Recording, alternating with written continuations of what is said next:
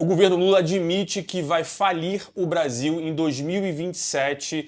Isso está em todos os jornais, saiu ontem, dizendo que em 2027, possivelmente, o governo não tem condições de, com o que ele arrecada, com o que o Brasil consegue extrair de imposto seu, ele não vai conseguir pagar seus gastos obrigatórios. Leia-se previdência, leia-se saúde, segurança, né, educação e outros custos que precisam ser pagos.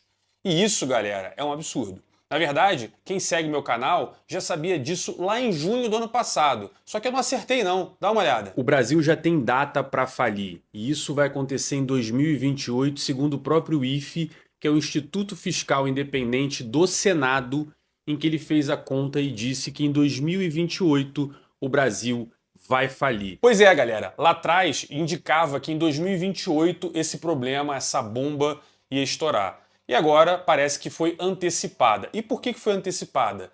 Justamente por tudo que eu venho dizendo aqui. Às vezes dá a impressão que eu falo sozinho, falo para as paredes, porque a questão é, o governo do Lula, desde que ele entrou, o que ele fez foi aumentar os gastos públicos e não vem com esse papo que ele aumentou o investimento, ele está desenvolvendo o país. Isso não é verdade.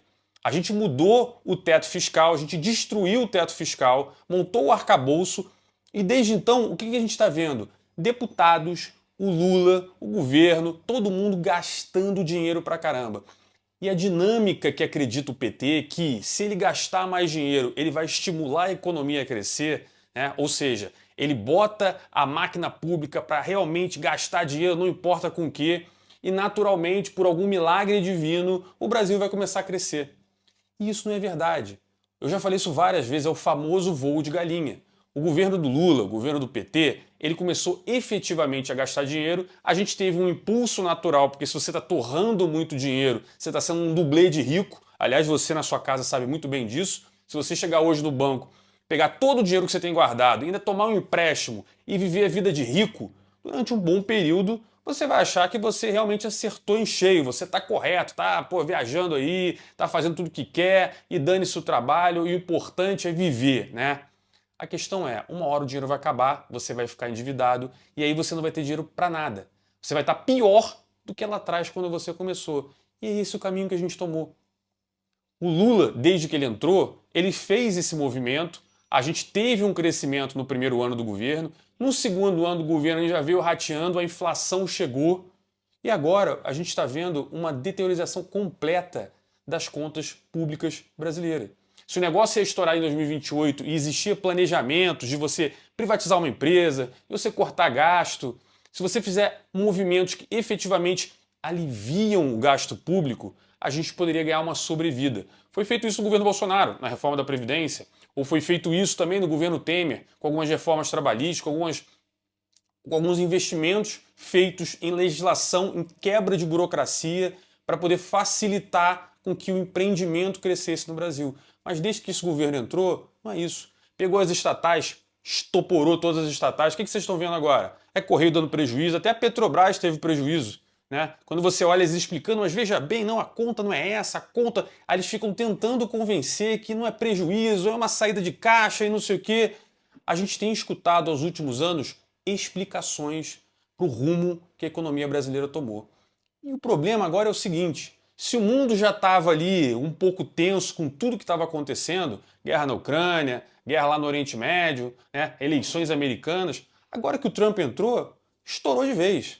Agora o mundo está correndo para se readequar a essa nova ordem aí que o Trump está colocando, de muito mais protecionismo, de empresas saindo da China para ir para outros países, que seria uma excepcional oportunidade para o Brasil capturar boa parte desses investimentos.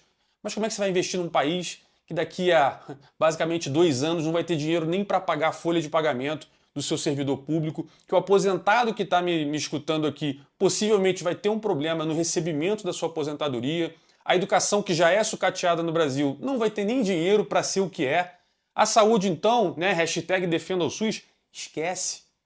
E como é que resolve esse negócio? Como o Lula está tentando resolver, imprimindo dinheiro, gastando mais dinheiro. A questão é que isso gera muita inflação e é o cenário que a gente vive hoje.